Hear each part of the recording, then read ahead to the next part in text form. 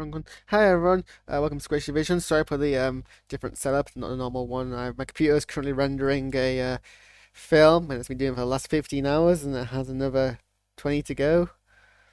I don't know why it's taking so long, and it's doing it such a way that it is. But I'm having to use my backup laptop, and also I'm pretty exhausted and don't feel entirely up to my normal self, so I'm streaming from my bed. That's the kind of situation I'm doing from here.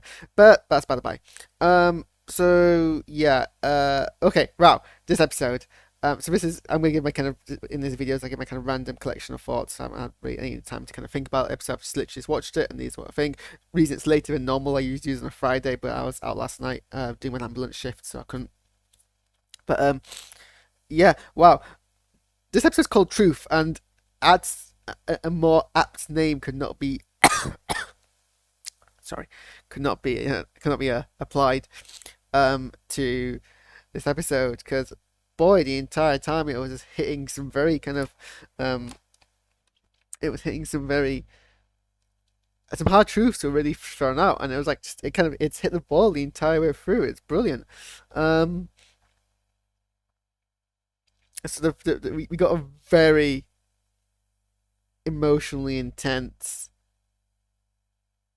fight scene um before the titles showed, of them basically relieving Walker of the shield. And the emotional display on all the characters was great. So, John Walker's in a state of shock, and the way he portrayed that was like amazing. He was muttering to himself. Um, the cinematography was like out of focus and moving, and you got to sense that his mind's not entirely there. So, we had that. Um,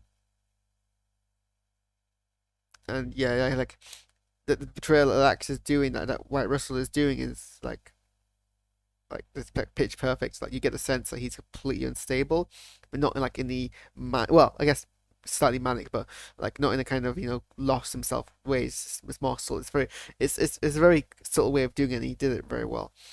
And he had Bucky, who's just like there, like quiet disappointment, quiet fury, like the way that he cut between his glance and the shield, and just his way of feeling absolutely betrayed, and like this is his chance now to completely just like do what he was wanting to do from the beginning. Completely like go ahead and uh go after go after Walker. And then Sam trying to be more diplomatic, but understanding that's not going to be the case. And yeah, then the fight happened, and I mean, of the fights we've seen so far, it's probably not the most fluid of fights. I mean, the one we got with Wakandans last week was like up there for sure. Um, sure, I was tired. Um, but it was a pretty decent scene. I think my only kind of concern is John Walker seems to be doing better in a fight against two Avengers than you expect someone who has literally just become a super soldier would do.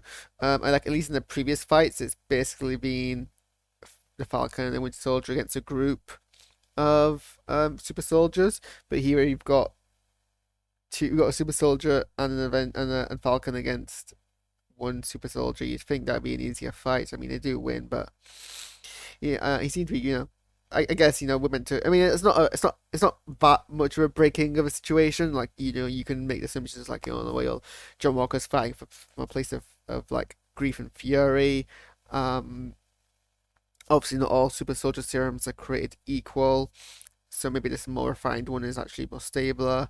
Um, but yeah, I kind of feel like maybe it was a bit too equal. I guess you can still draw a fight, but kind of have it.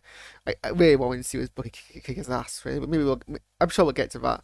Well, I'll say we're sure we'll get to that. It's kind of unclear because really, so the series is called The Falcon and Winter Soldier, and Sebastian Stan is credited above Anthony Mackie. But really, a lot of the themes in this show are around Sam's character. So it's kind of, yeah, Bucky is like one of the protagonists, but he seems so much like a secondary protagonist and a first primary protagonist, but whatever. Um, okay, then you had the titles. Um, and then like, yeah, So they get taken off the mission. Um, Somehow they don't know. It's odd. There's kind of like a time jump here where certain things happen. We're not really sure what happens. I mean, so John Walker's repatriated back to America. Um, so they presumably come and collect, or he voluntarily returns back to America without a shield, and like no one ever kind of questions why he hasn't got a shield. Like, oh, by the way, return the shield to us, just as soon as you can, which seems bizarre. You think to be like, surrender the shield to us now, but it's, symbol. Give it like first thing you should do is like turn us over. Um, they seem very unconcerned, and maybe that has to tie with what the mysterious woman, Val, was saying later on, which we'll get to. And it's like also like, does no one like assume that Sam and Bucky have it? Like, surely they know that they're around, right? I mean, that seems odd to me, but whatever. Um, so yeah, then the two of them split up to kind of go their own individual ways. Bucky essentially just goes to track down Zemo. And we get this kind of combination of Zemo and Bucky's. Well, it seems like the combination of Bucky. It seems like the combination of Zemo's part in this series. I think we're not meant to assume he's going to be in the next episode now. He might still be, but we're meant to assume he's not. And I guess for the most part, it kind of culminates Bucky's arc. I don't know if we're going to get any more from Bucky. Obviously, we see Bucky in the next episode, but it's not clear if we're going to get more kind of character towards Bucky, or if tomorrow next episode is going to be more focus on Sam's character. But he basically goes and he's like, threatens him with a pistol, and then reveals that he's actually not going to kill him, and he's just gonna, have him arrested by the Wakandans, who say they're going to take him to the raft. Um, which fair enough. So that interesting that they didn't take him back to their own prison, and I guess it kind of matches with the intent. It's odd why he wasn't in the raft in the first place, though. I guess that's the other thing. And then obviously he asked them to build a new costume for Falcon, which I think's already been leaked, and you kind of already seen it. Kind of follows Captain America Falcon art color scheme from the comics. And then we get like a really powerful scene with Isaiah Bradley and Sam, and it's like so on the ball about. I mean, I'm not black, so I'm talking from obviously a place here of having listened to black people and read black people's statements and hopefully internalizing that to echo their voices. But obviously, I'm not black, so I'm going to be talking about what I think it means to a black audience, coming from a perspective of not being black. So obviously, someone call me out if I say something that's not correct. Hopefully, I've got the kind of insinuations all right. I am still a person of color, and obviously, blackness and being a person of color aren't the same thing. And there's issues that affect black people that don't affect people of color, but there's still issues that affect people of color that affect all people of color, including those who are black. So I can come as journey from a topic of racism and feeling othered in society. I guess is because that's basically the mission statement of this episode is it's easy to represent America when you're it's easy to represent Western society when you're white and white, blue-eyed and blonde-haired, but or you're just even white and a white male. But if you're someone of color, if you're a black person, or anything else, and you historically feel othered, there are videos online. I don't know. It's one of those things you watch one video and then your timeline fills with other videos. And so I've been watching a couple of videos from I think this YouTube channel called This Now News. Now This is News, thing like that. It's got a whole bunch of videos of the police arresting black people of color, or harassing them or being quite abusive towards them. And there was a video posted just yesterday or the day before of Muslims in America facing verbal abuse in a store from someone who was like, you don't belong here. So it's very much still a current problem. And so we get this brilliant competition between two black people, one person who is a product of racism in 1940s and someone who is a product of America in a contemporary age.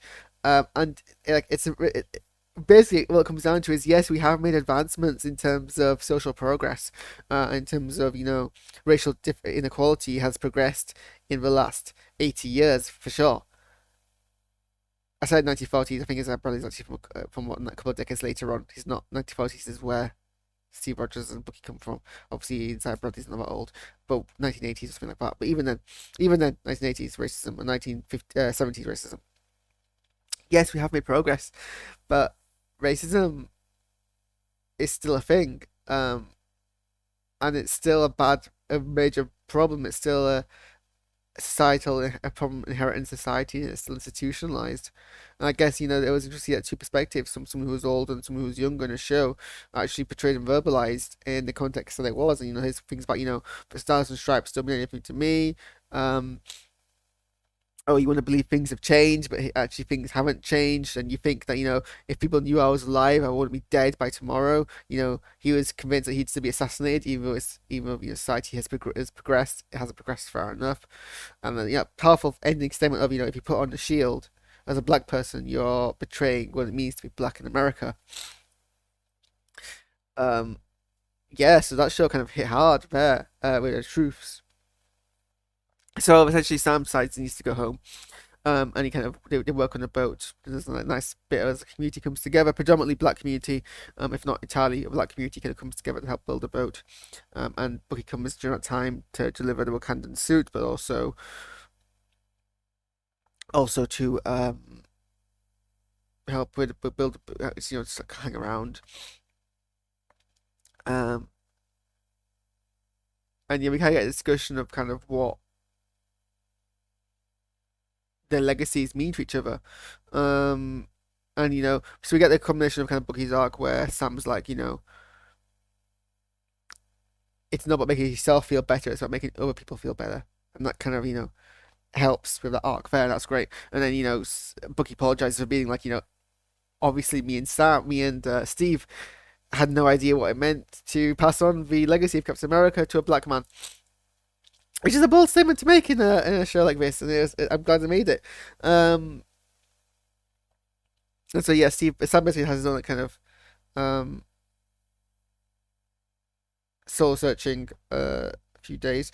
I might have missed it and maybe watched back. I didn't quite understand what happened, so basically making me like, well, I understand where everybody's coming from, but I'm still going to take up the mantle anyway because I think it's important. I think that there are two valid opinions, representing, I guess, a symbol. It's like do you boycott and denounce a symbol which has historically not represented you but been forced upon you, or do you reclaim that symbol and make it represent you?